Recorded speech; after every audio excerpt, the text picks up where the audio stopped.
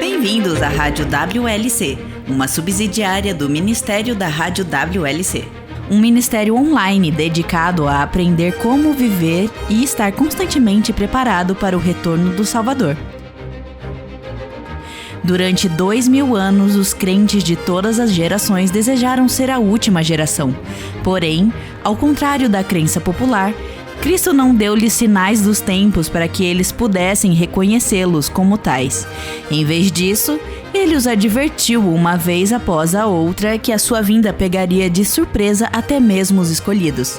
Yahushua os alertou sem reservas para estarem prontos, pois ele disse em Mateus 24:44, a hora em que não cuidais, o Filho do Homem virá. Rádio WLC, ensinando e preparando corações para o iminente retorno de Cristo. Você já ignorou alguma advertência? Se sim, o que aconteceu? Tudo saiu a contento? Ou você ficou se culpando por não ter dado a devida atenção? Acho que a maioria de nós já ouviu falar da fábula de Esopo, que conta sobre um menino que, certo dia, enquanto cuidava de um rebanho de ovelhas, ficou entediado e decide então gritar: "Um lobo! Um lobo!" Quando os aldeões vieram correndo para socorrê-lo, ele começou a rir sem parar, achando que sua piada de mau gosto tinha sido muito engraçada. Os adultos, é claro, não acharam graça e disseram para ele nunca mais fazer aquilo. E ele não o fez por um tempo. Mas por fim, o tédio venceu. E o programa de hoje, sujeitar-se às admoestações de Yahuwah.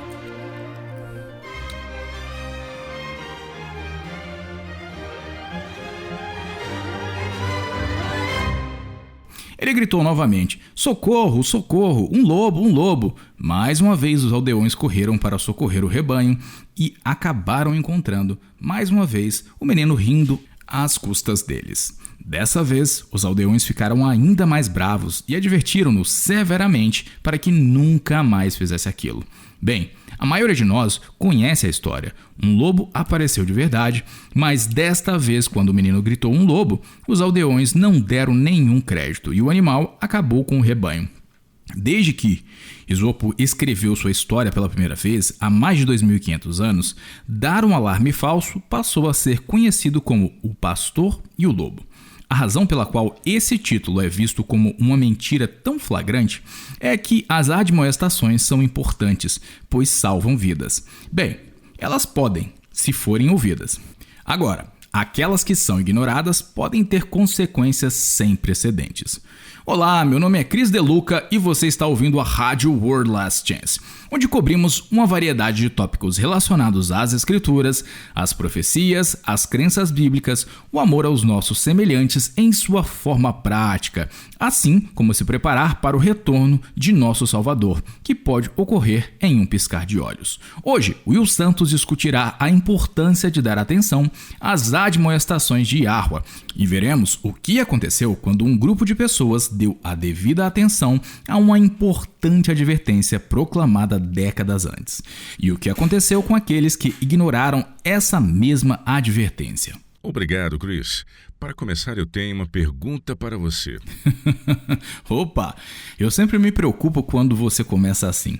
Quando você sente a necessidade de anunciar que vai fazer uma pergunta, geralmente é uma que eu não consigo responder.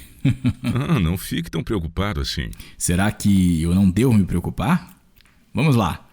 Qual é a pergunta? O que o embaixador francês Georges Martré, o psicólogo policial alemão George Sieber e o professor japonês Katsuhiko Ishibashi e o agente americano do FBI John O'Neill têm em comum? Viu?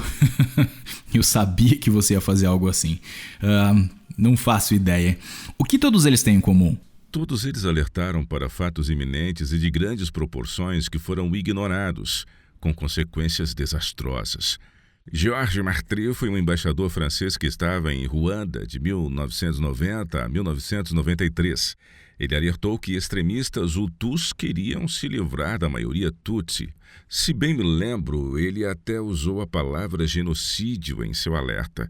Em 1994, um ano após seu retorno à França, estima-se que entre 500 mil e 800 mil ruandeses foram massacrados no mesmo genocídio que ele havia previsto. Georg Sieber era psicólogo e trabalhava para o Departamento de Polícia de Munique. Às vésperas das Olimpíadas de Munique, em 1972, ele alertou que uma dezena de palestinos invadiria a Vila Olímpica, mataria alguns reféns israelenses e exigiria a libertação de prisioneiros palestinos. Seus alertas foram ignorados e, em 5 de setembro, 8 palestinos invadiram um apartamento que abrigava a delegação israelense, fazendo 11 atletas e técnicos como reféns e exigiram a libertação de 234 prisioneiros. Autoridades da Alemanha Ocidental disseram a Sieber que não precisavam dele e prontamente obstaculizaram uma missão de resgate que custou a vida de todos os reféns. O professor Katsuhiko Ishibashi alertou claramente em 2007 que as usinas nucleares japonesas eram vulneráveis a terremotos. Quando seus alertas foram rejeitados por uma subcomissão governamental encarregada de analisar essa questão, ele renunciou ao cargo. É claro que sabemos que apenas 4 anos depois, em 2011, um terremoto causou um colapso nuclear na usina nuclear de Fukushima Daiichi. Uau! E o John O'Neill? John O'Neill era um agente americano do FBI que, a partir da década de 1990, começou a alertar todos em Washington, D.C., que lhe fora possível de que uma organização terrorista chamada Al-Qaeda e alguém chamado Osama Bin Laden eram ameaças aos Estados Unidos. Ninguém quis ouvi-lo. E então, em agosto de 2001, O'Neill foi forçado a deixar o FBI.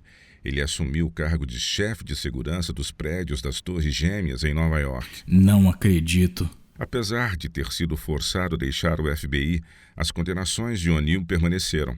De fato, em uma conversa com um amigo na noite de 10 de setembro de 2001, ele disse estar convencido de que um ataque terrorista em solo americano era iminente.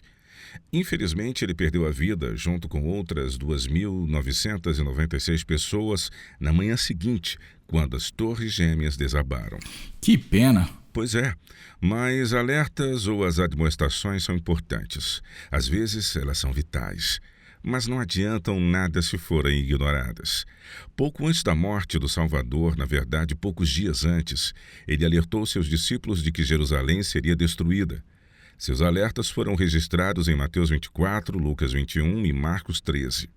No passado, nós, como muitos cristãos, acreditávamos que ele estava descrevendo o fim do mundo, bem como a queda de Jerusalém, mas isso não procede. Os versículos 4 a 35 de Mateus 24 tratam todos eles da queda de Jerusalém. Na verdade, Yahushua não disse muito sobre o fim do mundo, bem como não deu nenhum sinal a ser observado, pois seu foco nessas passagens era a destruição de Jerusalém. Mas vamos voltar ao relato de Marcos sobre esse discurso, ou seja, Marcos 13. Nós não temos tempo para ler tudo, mas acho que a maioria de nós está familiarizada com essas passagens. Leia para nós, Chris, os versículos 12 a 19, por favor. Ok. Um irmão entregará à morte outro irmão, e o pai ao filho. Filhos haverá que se levantarão contra os progenitores e os matarão. Sereis odiados de todos por causa do meu nome. Aquele, porém, que perseverar até o fim, esse será salvo. Quando, pois, virdes o abominável da desolação, situado onde não deve estar, quem lhe entenda. Então, os que estiverem na Judéia fujam para os montes. Quem estiver em cima, no eirado, não desça, nem entre para tirar da sua casa alguma coisa.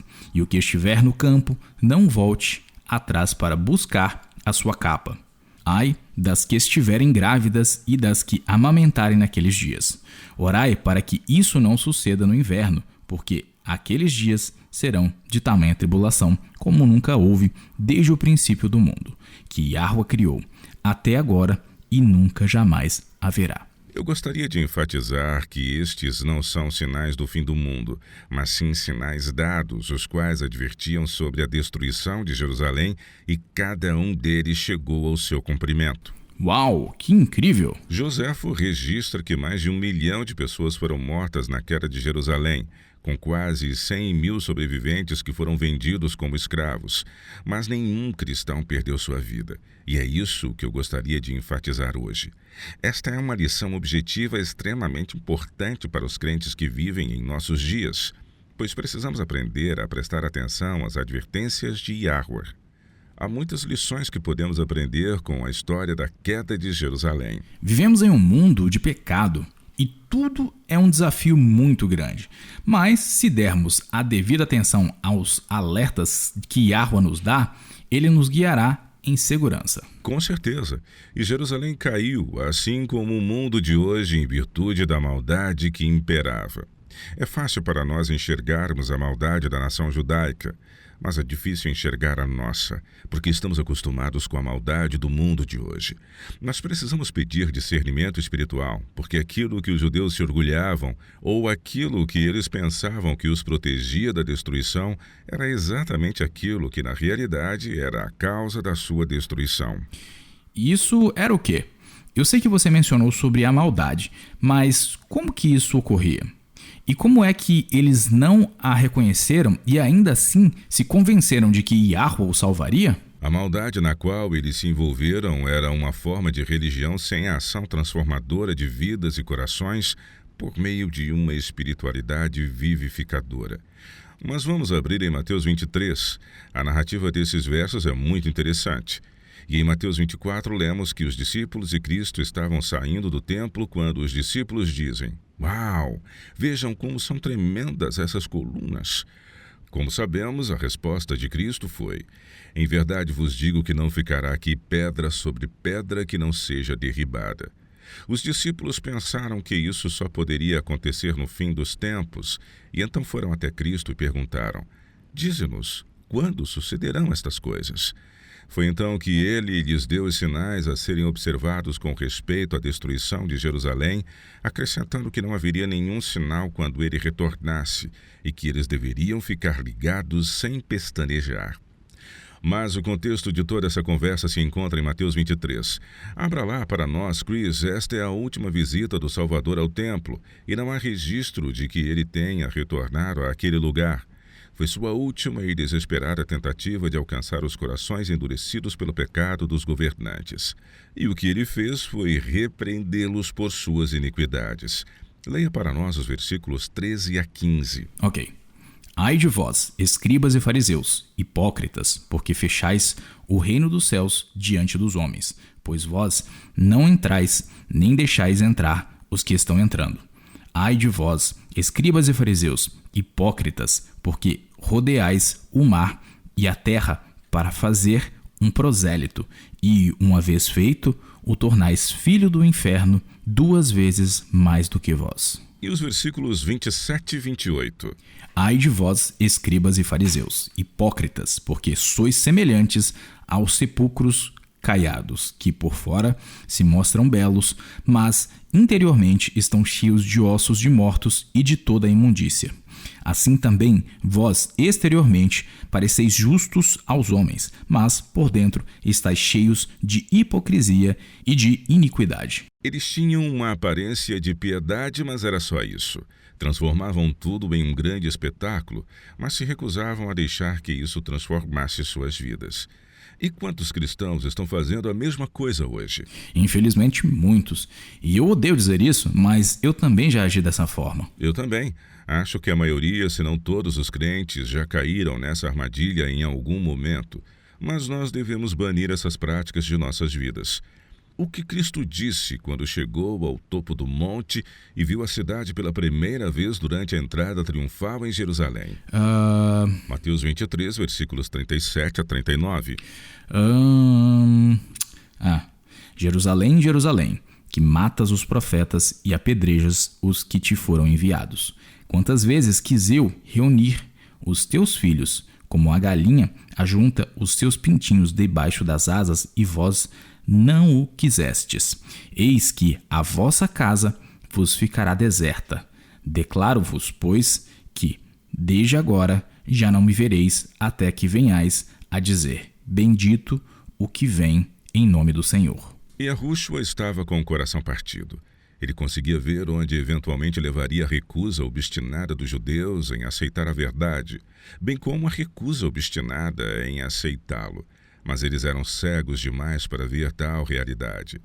Parte do que tornou a destruição de Jerusalém tão crítica foi a insistência teimosa dos judeus de que Yahweh os salvaria. E eles ainda se orgulhavam de serem os escolhidos de Yahweh, não é mesmo? Sim, era isso.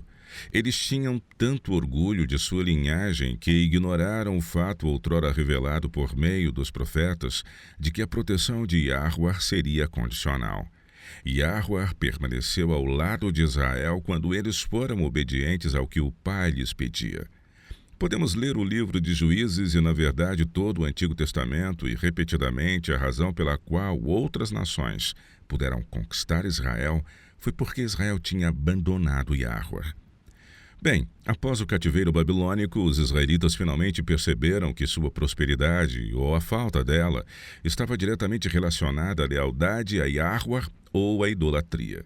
Foi então que todas as tradições dos anciãos ganharam destaque.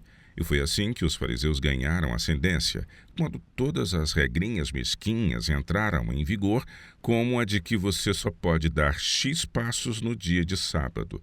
Qualquer coisa além disso seria considerado trabalho. E você nem mesmo poderia fazer fogo no dia de sábado, o que seria considerado trabalho. Verdade, até hoje os judeus racídicos contratam um gentio para entrar em suas casas no sábado e acender as luzes para eles. Desconsiderando completamente o quarto mandamento, que diz que o sábado é inclusive para o estrangeiro que está dentro das suas portas. Correto. Agora, quando os romanos marcharam sobre Jerusalém, esses judeus estavam convencidos de que Yahweh lutaria por eles, assim como fizera sob os bons reis Josafá e Ezequias. Mesmo na iminência de sua destruição sem precedentes, os judeus em Jerusalém estavam convencidos de que Yahweh viria e os salvaria. Mas eles o haviam rejeitado anos antes. O orgulho espiritual e a autoilusão os cegaram para o fato de que sua contínua rejeição a ele os havia colocado além de sua proteção. Esse é o perigo da hipocrisia religiosa, não é? Você parece como um crente, soa como um crente. Em muitas áreas você pode até viver sua vida como um verdadeiro crente, mas se não permitir que a verdade penetre em seu coração, isso será apenas um espetáculo. Yahushua viu esse perigo. Abra em Mateus capítulo 15. Aqui os fariseus vieram a Yahushua e disseram: por que transgridem os teus discípulos a tradição dos anciãos? Pois não lavam as mãos quando comem. Então o Salvador gentilmente apontou que a própria tradição dos anciãos violava a lei de Yahweh. Mesmo naquela época, ele estava tentando abrir seus olhos para o perigo em que estavam mergulhados. Então ele citou Isaías 29:13. Vamos ler Mateus 15, versículos 7 a 9. Ok. Hipócritas, bem profetizou Isaías a vosso respeito, dizendo: este povo honra-me com os lábios, mas o seu coração está longe de mim. E em vão me adoram, ensinando doutrinas que são preceitos de homens. Essa era a situação dos judeus nos dias de Cristo e na queda de Jerusalém. Eles eram tão habilidosos em agir formalmente que estavam convencidos de que ainda eram um povo especial de Yahweh, mas não eram. Essa teimosa recusa em se render tem como culpa, pelo menos em parte, pela destruição do próprio templo. Você está falando sério? Sim, estou. Tito, que era general na época, logo após se tornar imperador, havia dado ordens estritas para que o templo não fosse destruído. Mas os soldados ficaram furiosos com os judeus e alguém incendiou o templo contra as ordens dadas. Tito então ordenou aos soldados que apagassem o fogo, mas eles se recusaram. O calor era tão intenso que todo o ouro derreteu e escorreu entre as pedras. A predição de Cristo de que não sobraria pedra sobre pedra se cumpriu quando eles arrancaram as pedras para tentar pegar o ouro que estava por baixo das mesmas. Perder um ente querido em face da morte é uma das experiências mais dolorosas que já passamos na vida. Ideias falsas sobre o que acontece após a morte também podem causar muita dor e perplexidade. Mamãe está lá no céu assistindo tudo o que eu faço? Será que o vovô está sofrendo no inferno só porque ele estava bêbado quando morreu? Tais pensamentos podem afligir ainda mais um coração já ferido. A história de Lázaro contém detalhes fascinantes que podem responder a todas essas perguntas. Afinal, as escrituras deixam claro que, antes de Yahushua ressuscitá-lo, ele já estava morto há vários dias. Ele foi para o céu, para o inferno ou nenhum deles? O que ele tinha a dizer sobre sua realidade enquanto esteve naquela sepultura por alguns dias? Para descobrir, ouça o programa de rádio transmitido anteriormente intitulado Lázaro e o que sucede após a morte. Este é o programa de número 199, que você não precisa ficar preocupado ou confuso, pois Yahweh quer que você saiba de toda a verdade e não tenha nenhum tipo de dúvida quanto a isso.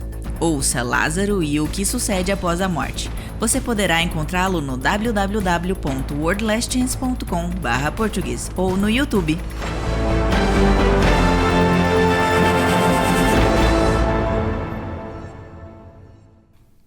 Voltamos! Bem, eu li que a população de Jerusalém antes da destruição era cerca de 80 mil pessoas.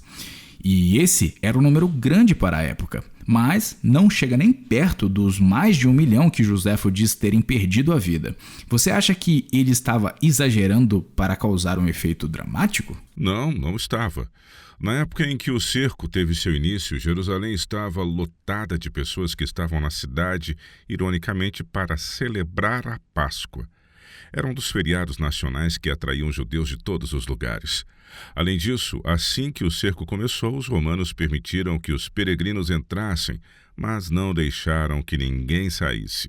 Com isso, em tela, os estoques de água e comida se esgotaram ainda mais rápido. Você está falando sério no tocante à Páscoa? Sim, e o orgulho espiritual deles era tanto que eles estavam convencidos de que Yahweh lutaria por eles e os libertaria, bem como ele os pouparia de tais circunstâncias. Mas, como sabemos, ele não o fez. E nenhum cristão perdeu sua vida. E como eles escaparam e para onde eles foram? Eles fugiram para uma cidade chamada Pela. E que distância ela ficava de Jerusalém? Eu honestamente não sei.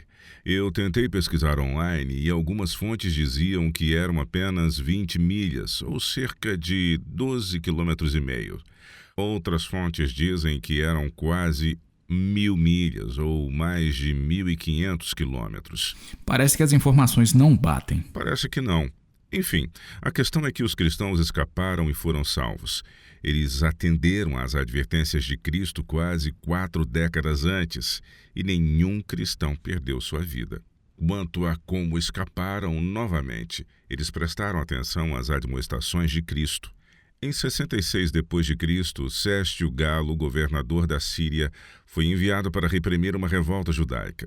Ele liderou um exército de mais de 30 mil homens para o lado do sul, saqueando cidades e matando muitos pelo caminho.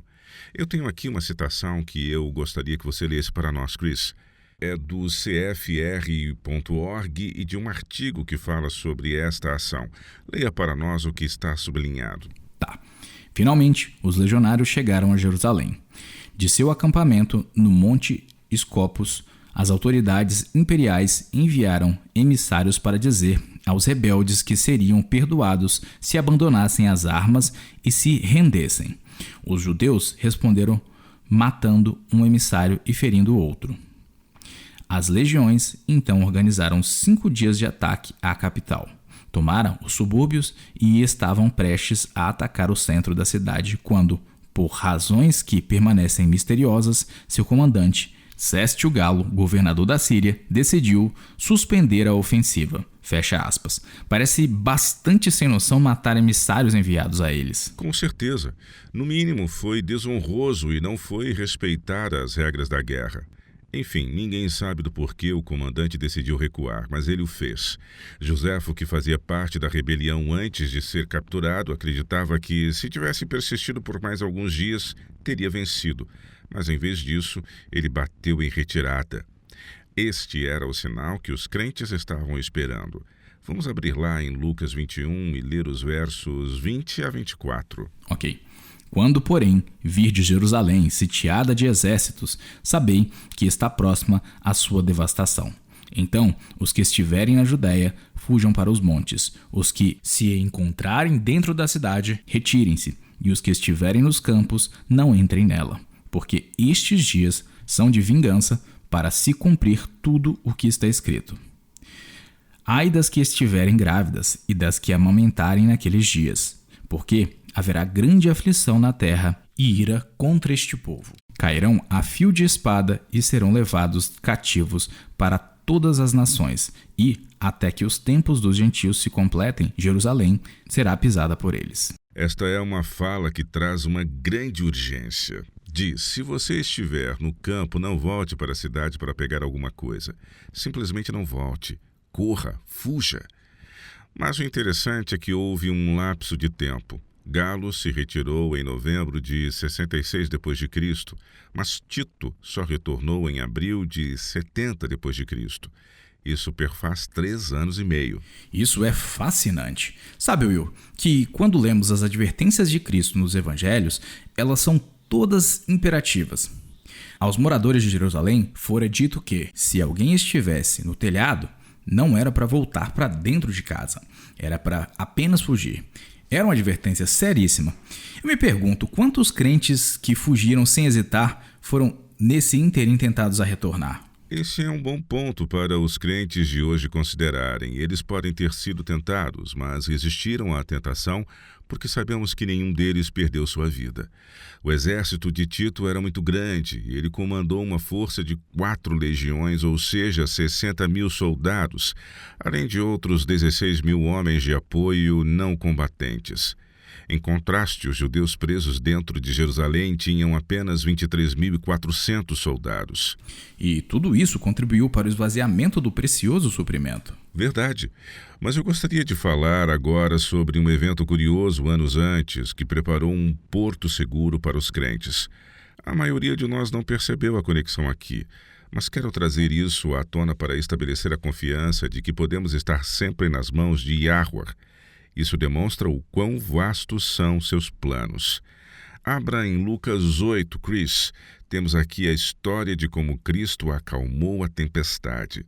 E a Bíblia relata o momento que chegaram em terra firme. Leia os versículos 26 a 37. Ok. Então, rumaram para a terra dos Gerazenos, fronteira da Galileia. Logo, ao desembarcar, veio da cidade ao seu encontro um homem possesso de demônios, que, havia muito, não se vestia, nem habitava em casa alguma, porém vivia nos sepulcros. E quando viu Yahushua, prostrou-se diante dele, exclamando e dizendo em alta voz: Que tenho eu contigo, Yahushua, filho do Deus Altíssimo? Rogo-te que não me atormentes, porque Yahushua ordenara ao espírito imundo que saísse do homem, pois muitas vezes se apoderara dele. E, embora procurassem conservá-lo, preso com cadeias e grilhões, tudo despedaçava e era impelido pelo demônio para o deserto. Perguntou-lhe Yahushua: Qual é o teu nome? Respondeu ele: Legião, porque tinha entrado nele muitos demônios. Rogavam-lhe que não os mandasse sair para o abismo. Ora, andava ali pastando no monte uma grande manada de porcos. Rogaram-lhe que lhes permitisse entrar naqueles porcos, e Yahushua os permitiu. Tendo os demônios saído do homem, entraram nos porcos, e a manada precipitou-se despenhadeiro abaixo, para dentro do lago, e se afogou. Os porqueiros, vendo o que acontecera, fugiram e foram anunciá-lo na cidade e pelos campos. Então saiu o povo para ver o que se passara, e foram ter com Yahushua. De fato, acharam o homem de quem saíram os demônios, vestido em perfeito juízo, assentado aos pés de Yahushua, e ficaram dominados de terror. E algumas pessoas que tinham presenciado os fatos contaram-lhes também como fora salvo o endemoniado. Todo o povo da circunvizinhança dos Gerazenos rogou-lhe que se retirasse deles, pois estavam possuídos de grande medo. E Yahushua, tomando de novo o barco, voltou. Eu costumava pensar que essas pessoas estavam mais preocupadas com seus porcos do que com a restauração da sanidade de um ser humano. Mas Lucas explica o porquê. Elas estavam com medo. Elas tentaram por muito tempo conter esse pobre sofredor, mas não conseguiram. E então, quando viram que a manada de porcos foi destruída pelos mesmos demônios que assombravam essa pobre alma, elas ficaram com muito medo desse tipo de poder. Bem, para ser justo, nós podemos entender do porquê. Vamos falar do prejuízo que eles tiveram. Um porco adulto pode pesar entre 140 a 300 quilos, e isso é bastante. Fiquei curioso para saber quanto custaria um porco e então pesquisei online. Encontrei uma estimativa que dizia, abre aspas, o custo do porco é calculado por quilo a partir do peso dele pendurado, ou seja, peso vivo do porco, menos as vísceras, a cabeça e os pés. Um porco inteiro geralmente custa entre R$ 500 e R$ 900, fecha aspas. Então vamos pegar esse número menor multiplicando pelo número de porcos que se afogaram. 500 vezes 300 são 150 mil, é muito dinheiro. Dá para ver a preocupação que eles tiveram. Com certeza, mas agora chegamos a uma parte da história que eu nunca entendi. Foi o que aconteceu depois. Leia os versículos 38 a 39. O homem de quem tinham saído os demônios rogou-lhe que o deixasse estar com ele. Yahushua, porém, o despediu dizendo, volta para casa e conta aos teus tudo o que Yahuwah fez por ti. Então foi ele anunciando por toda a cidade todas as coisas que Yahushua lhe tinha feito. Sempre senti pena daquele homem. Ali ele havia sido milagrosamente liberto de seu tormento e, naturalmente, gostaria de seguir com seu libertador. Mas Yahushua lhe disse para ficar e anunciar as boas novas do que havia sido feito por ele. Ele provavelmente não tinha muito tempo para ficar por ali, pois quanto tempo levaria para os porqueiros correrem para a cidade próxima e contar a todos o que havia acontecido e depois retornarem? 15 minutos? 30? Não poderia ter sido mais de 1 hora. Dá para entender do porquê ele queria ir com Cristo e aprender mais com aquele que o salvou de uma existência medíocre. E ainda assim, Yahushua disse, não, volte para casa e conte aos teus tudo o que Yahuwah fez por você. Isso por si só é incomum. Quantas vezes em Israel, quando Yahushua curava alguém, ele dizia, não conte a ninguém? Foram várias oportunidades. Você tem razão, mas isso não acontecia em Israel. A razão pela qual Yahushua disse a várias pessoas em Israel para não falarem sobre o que ele havia feito por eles era por causa da inveja dos escribas e fariseus. De fato, João 7, versículo 1 diz, passadas estas coisas, Yahushua andava pela Galiléia porque não desejava percorrer a Judéia, visto que os judeus procuravam matá-lo. Mas note que, nesta ocasião, eles não estavam mais em Israel. E o que o endemoniado, o ex-endemoniado, poderia realmente ter anunciado aos outros? Essa é uma boa pergunta. Ele não conhecia teologia e provavelmente ele não tinha a mínima noção das escrituras hebraicas. Mas o que ele tinha era ainda mais poderoso. Ele tinha seu testemunho pessoal.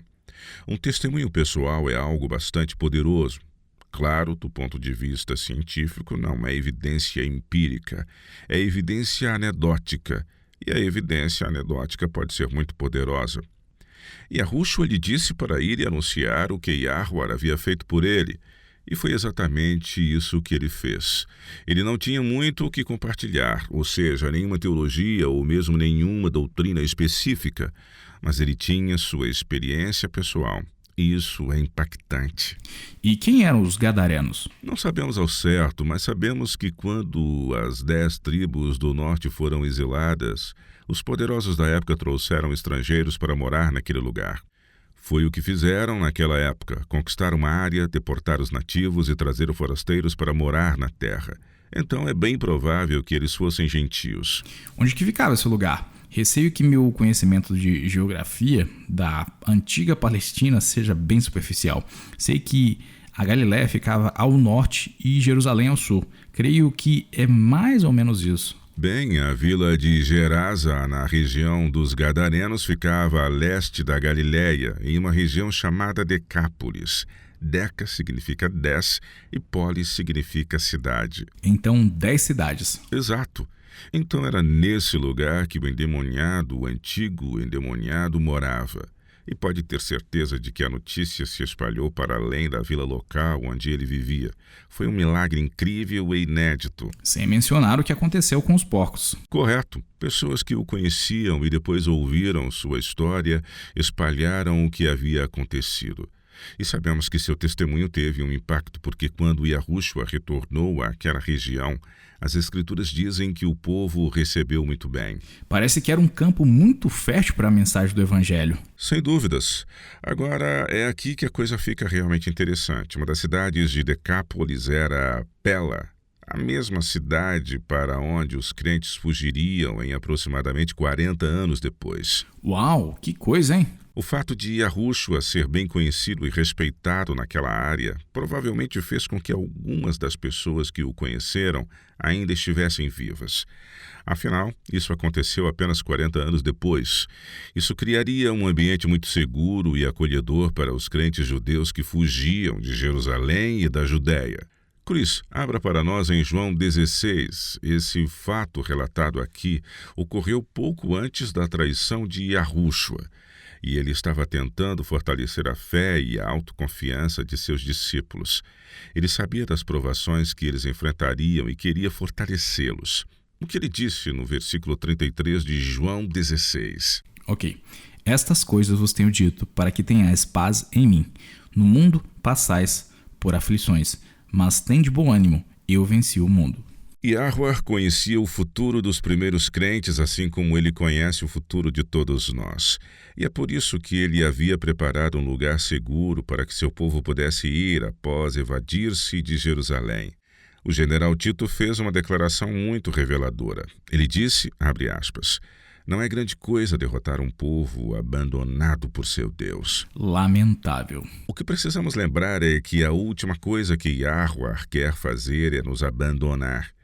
Ele empenha-se, implora e procura se aproximar de nós a qualquer custo. Agora, eu não tenho dúvidas que ele quer nos salvar. Mas ele sempre respeitará nosso direito de escolha, pois ele é o criador desse direito. Os judeus rejeitaram Yahuwah desde o princípio quando insistiram em ter um rei humano para governá-lo, e o rejeitaram novamente na pessoa de seu filho. E ainda mais uma vez, quando assassinaram o diácono Estevão, a misericórdia divina resiste e se nega a nos deixar. Mas no final, Yahuwah sempre respeitará a nossa liberdade de escolha. Lembra, Will, que em um dos nossos programas você se referiu ao castigo divino como uma obra estranha de Yahuwah? Sim, e está escrito em... deixe-me ver... Achei, está em Isaías 28, por que você não abre lá rapidinho? Isaías 28, versículo 21. Ok, porque Yahuwah se levantará como no monte Perazim, e se irará como no vale de Gibeão, para realizar a sua obra estranha, e para executar o seu ato incomum. Castigo para o nosso amoroso Pai Celestial é uma obra estranha, ou seja, é algo em que ele não tem prazer. Na verdade, se você procurar o primeiro uso de estranho nessa frase, você verá que vem de uma palavra hebraica que significa estrangeiro ou profano. Não é algo em que Yahuwah se deleite ou que ele tenha prazer.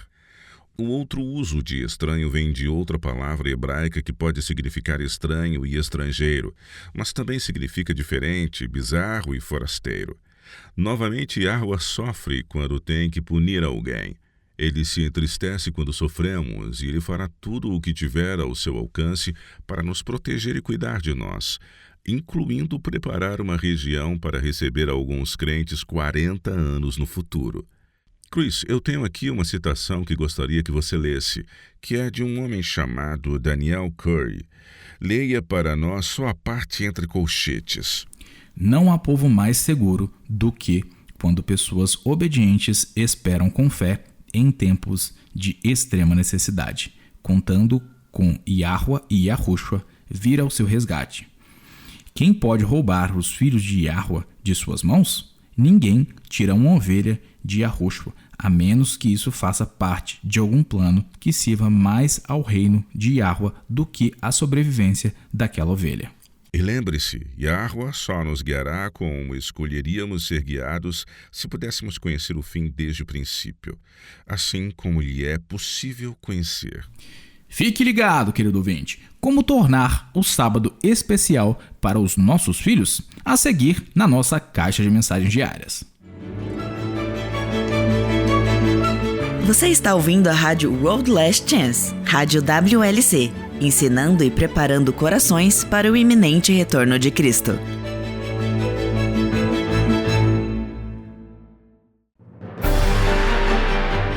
Inferência, extrapolação, implicação. Não há nada inerentemente errado com nenhum deles, desde que sejam precisos e consistentes com a verdade. No entanto, muitas vezes as conclusões tiradas por inferência e extrapolação são incorretas, porque o fundamento em que se baseiam suas crenças fogem de uma realidade plausível.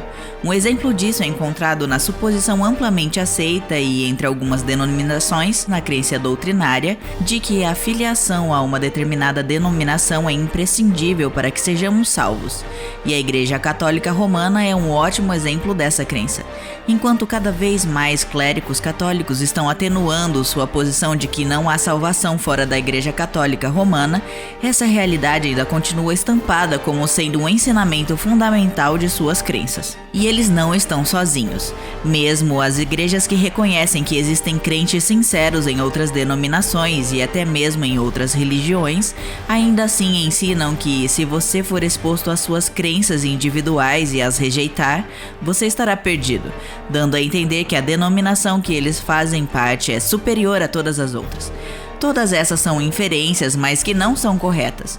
Indubitavelmente, é natural que os crentes entendam que sua denominação tem um monopólio da verdade, mas nenhum crente que tenha uma mente aberta promoveria conscientemente crenças que ele saiba serem incorretas. No entanto, presumir que o número de membros de uma determinada igreja cresce exponencialmente ou que ela nos dá a certeza da salvação é totalmente errado. As pessoas são salvas de uma forma individual e nunca em grupos, uma vez que as escrituras deixam isso muito claro. Se você desejar obter alguma evidência bíblica para compartilhar com aqueles que ainda estão presos nesta forma de pensar, você precisa ouvir o programa intitulado A Salvação é concedida de uma forma individual e não coletivamente. O título é A Salvação é concedida de uma forma individual e não coletivamente. Você poderá encontrar este e outros programas exibidos anteriormente no www.worldlastchance.com/português ou no YouTube.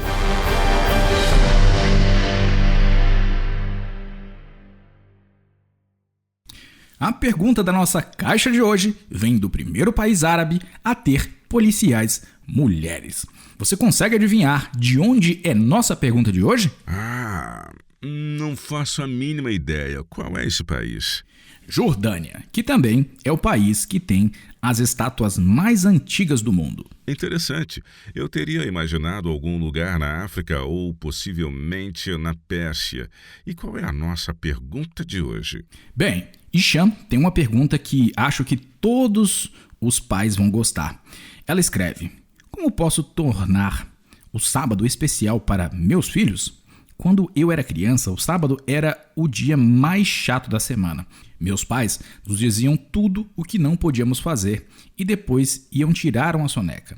Meus irmãos e eu sempre esperávamos ansiosamente pelo fim desse dia para finalmente podermos nos divertir. Eu gostaria que o sábado fosse o ponto alto da semana para meus filhos.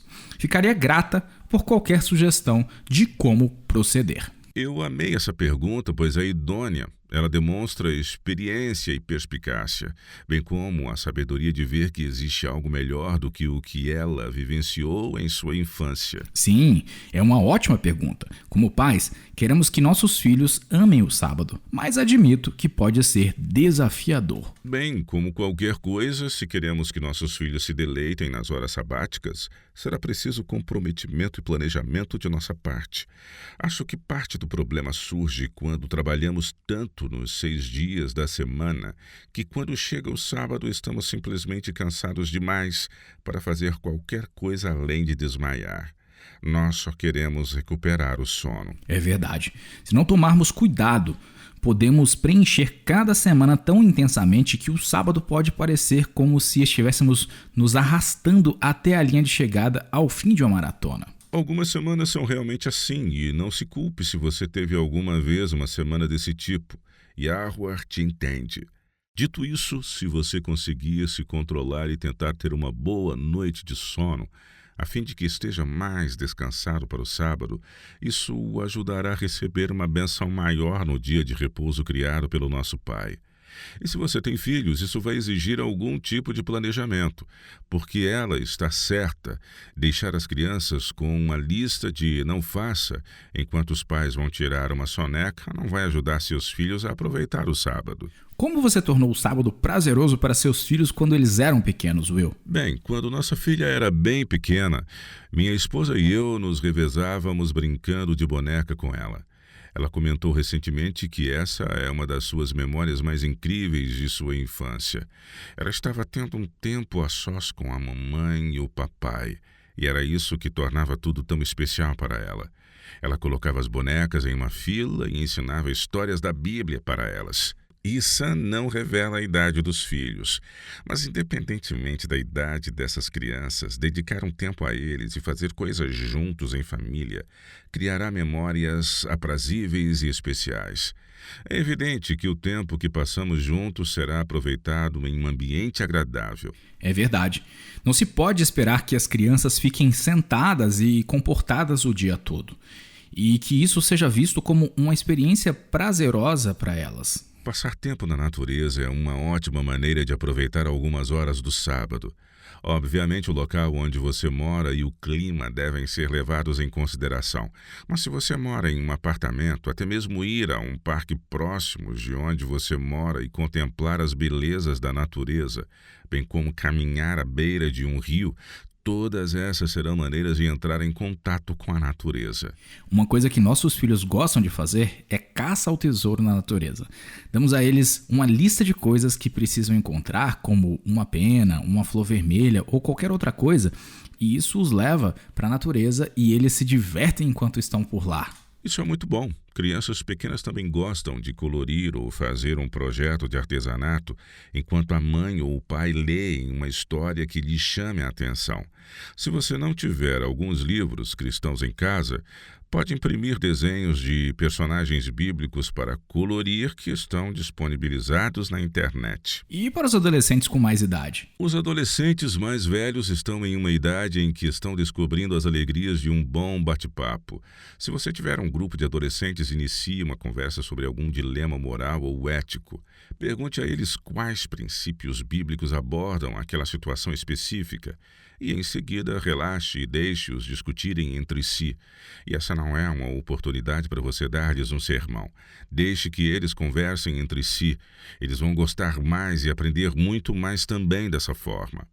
Acho que o mais importante para criar ótimas memórias do sábado para seus filhos é, independentemente da idade deles, passar bastante tempo alegres em família.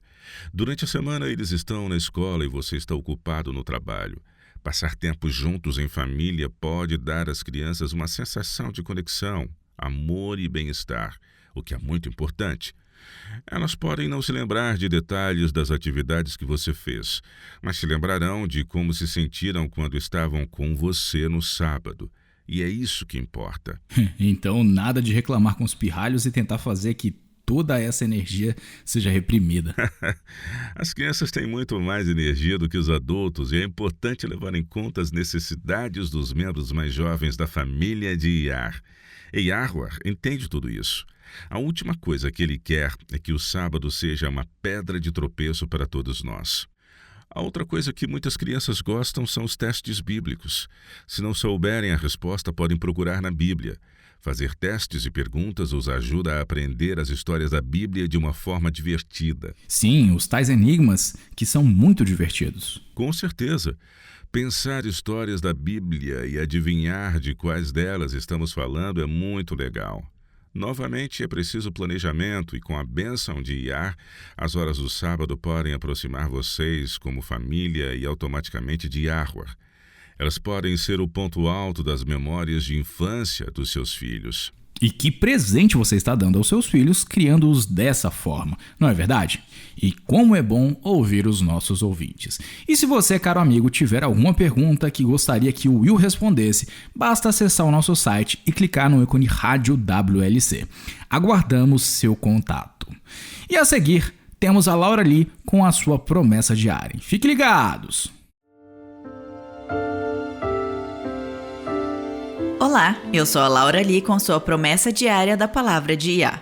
É tão fácil olhar para os erros dos outros e se sentir superior, porque afinal, você jamais cometeria erros como esses. Muitas vezes as reações quando julgamos são justificadas como se não quiséssemos demonstrar aprovação pelo pecado de outra pessoa. Mas tais reações jamais se coadunarão da forma como Cristo tratou os outros. Joanne, a Aurica, gosta de observar as pessoas, principalmente quando ela pega o ônibus para ir a algum lugar. Ela gosta de observar aos que estão ao seu redor. Um dia, enquanto estava indo para o trabalho, em um horário em que esses transportes coletivos estão superlotados, ela notou duas jovens sentadas perto dela. Elas não deviam ter mais de 16 ou 17 anos e uma das garotas estava indubitavelmente grávida e que não parecia estar muito bem. Olhando para ela, era fácil deduzir que a garota estava lidando com todo tipo de situação negativa, entre as quais a provável angústia de seus pais. Sua ansiedade, vergonha, tristeza e depressão eram facilmente percebidas em seu rosto e em sua linguagem corporal. Sentado perto dela estava um empresário bem vestido que aparentava ter uns 50 anos. Ele estava lendo, mas encontrou o olhar da jovem e sorrindo indagou: "De quantos meses você está?" O que ela prontamente lhe respondeu. Em seguida, ele perguntou se ela estava indo a alguma entidade onde as mães solteiras normalmente vão, e ela admitiu que sim. Ele então indagou: "Me desculpe te perguntar, mas você planeja ficar com o bebê?" "Não", disse ela, "estou colocando-o para adoção." Ele sorriu para ela com muito apreço e simpatia. Suas próximas palavras caíram como um bálsamo em um coração jovem e abatido. "Que bom", disse ele. "Você está fazendo a melhor coisa que poderia ser feita. Obrigado por pensar em seu bebê e permitir que alguém que não pode ter filhos possa cuidá-lo. Você está fazendo uma ótima coisa e é preciso coragem para tal. E você está de parabéns." Sua voz era calma e mansa e uma compaixão genuína irradiava dele. A mudança do rosto da garota foi instantânea. De profunda miséria e tristeza, seu rosto se transformou em um sorriso. Enquanto ela respondia ao empresário com um tímido obrigada, Joanne sentiu como se estivesse vendo o próprio Iá consolar uma alma aflita. Nós nunca fomos chamados a julgar ou criticar aos nossos semelhantes. Se de nossos lábios fluírem um "eu te amo, mas eu odeio o seu pecado", seria uma das coisas mais infames que poderíamos dizer a alguém, o que não ajudaria em nada. Yahushua disse à mulher pega em adultério: "Nem eu te condeno." Ele diria a mesma coisa a um homem homossexual, a uma adolescente grávida, a uma pessoa divorciada e até mesmo a um viciado. Ao descrever a missão do Messias, Yahua, por meio de Isaías, disse: "Eis aqui o meu servo a quem sustenho, o meu escolhido em quem a minha alma se compraz, pus sobre ele o meu espírito e ele promulgará o direito para os gentios. Não clamará, nem gritará, nem fará ouvir a sua voz na praça. Não esmagará a cana quebrada, nem apagará a torcida que fumega. Em verdade, promulgará o direito." Essa é uma promessa. Você sente que outros te julgam ou te rejeitam? Você sente um remorso inexorável pelos erros cometidos no passado? A palavra de Iá para você é de encorajamento, amor e compaixão. Recebemos grandes e preciosas promessas. Vá e comece a reivindicá-las. No nosso primeiro segmento, você mencionou, Will, como a maior parte de Mateus 24 se concentra em alertar sobre o que devemos observar no evento da destruição de Jerusalém. Mas como Cristo não deu nenhum sinal para observarmos em relação ao seu retorno? Bem, vamos dar uma olhada e você vai me dizer. Abra em Mateus 24 e leia os versículos 36 a 41. No versículo 34, Cristo diz que a geração de seus ouvintes não pereceria antes que sua advertência sobre Jerusalém se cumprisse. No versículo 35, ele enfatiza esse ponto dizendo: "Passará o céu e a terra, porém as minhas palavras não passarão." Então ele volta sua atenção para o fim do mundo. Leia para nós, por favor, os versículos 36 a 41. E enquanto você lê, Chris, procure por quaisquer sinais específicos que ele possa dar. Mas a respeito daquele dia e hora, ninguém sabe, nem os anjos dos céus, nem o Filho, senão o Pai. Pois assim como foi nos dias de Noé, também será a vinda do Filho do Homem. Porquanto, assim como nos dias anteriores ao dilúvio, comiam e bebiam, casavam e davam-se em casamento, até ao dia em que Noé entrou na arca, e não perceberam, senão quando veio o dilúvio e os levou a todos. Assim será também a vinda do Filho do Homem. Então, 2 estarão no campo, um será tomado e deixado o outro. 2 estarão trabalhando no moinho, uma será tomada e deixada a outra. Há algum sinal nesses versos? Não vejo nenhum. O que está sendo descrito é um evento bastante repentino e abrupto que as pessoas ficarão tão chocadas quanto as pessoas ficaram antes do dilúvio. Estavam levando uma vida normal até que o dilúvio veio e destruiu a todos. Não há como planejar algo que você não dê indícios de tal fato. Agora ele vai nos dizer como devemos nos preparar. E ao contrário da queda de Jerusalém, não há sinais a serem observados. E o que devemos fazer então? Versículos 42 a 44. Portanto, vigiai, porque não sabeis em que dia vem o vosso Senhor. Mas considerai isto: se o pai de família soubesse a que hora viria o ladrão, vigiaria e não deixaria que fosse arrombada a sua casa. Por isso, ficai também vós apercebidos, porque a hora em que não cuidais, o Filho do Homem virá. Esta é a advertência de Cristo para a última geração.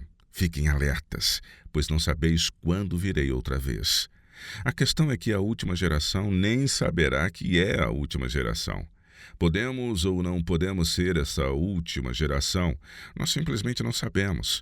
E é exatamente por isso que devemos estar sempre prontos, pois ele voltará quando menos esperarmos. Todos seremos pegos de surpresa. Não há como prever quando ele voltará, uma vez que a vida parecerá estar tudo normal. Por isso, é de suma importância que aprendamos a viver em constante prontidão para o seu retorno. Não haverá sinais, e isso quer dizer que devemos simplesmente estar preparados. Certo, mas como fazemos isso? Por meio de uma rendição diária ou mesmo a todo momento. Às vezes, tudo se resume a uma rendição a qualquer tempo. Seria aprender a viver com a mente voltada para as coisas eternas. Quando algo acontece, seja bom ou ruim, seu primeiro impulso é revelá-lo ao seu Pai Celestial. É aprender a viver em constante conexão com o nosso Criador. Agora, será que conseguimos fazer isso de uma forma primorosa? Creio que não, pois ainda iremos nos desviar e tropeçar em face do pecado que nos assola, uma vez que temos naturezas caídas. Mas não devemos resistir e sim perseverar. Temos que levar a sério as admoestações de Cristo. E então, se ele retornar enquanto estivermos vivos, ou mesmo depois, isso não me importará, porque estaremos prontos. Que chamado sublime. Obrigado, Will, e obrigado ao nosso público por nos sintonizar. O programa de hoje é intitulado Sujeitar-se às admoestações de Yahuwah. Se você quiser compartilhar a transmissão de hoje, você poderá encontrá-la em nosso site no www.worldlastchance.com/português. Basta clicar no ícone da Rádio WLC e procurar pelo programa 268, Sujeitar-se às admoestações de Yahuwah. Esperamos que vocês possam se juntar a nós novamente amanhã. E até lá, e lembre-se, Yahuwah te ama e ele é digno de confiança. Você ouviu a Rádio WLC. Este programa e os episódios anteriores da Rádio WLC estão disponíveis para download em nosso site. Eles são ótimos para compartilhar com amigos e para usar em estudos bíblicos. Eles também são um excelente recurso para aqueles que realizam seus cultos a Yahuwah sozinhos em seus lares. Para ouvir os programas transmitidos anteriormente, visite nosso website no www.worldlastchance.com/português. Clique no ícone Rádio WLC exibido em nossa página inicial. Em seus ensinamentos e parábolas, o Salvador não deu sinais dos tempos para que eles fossem reconhecidos como tais. Em vez disso, a essência de sua mensagem era de vigiar sem cessar.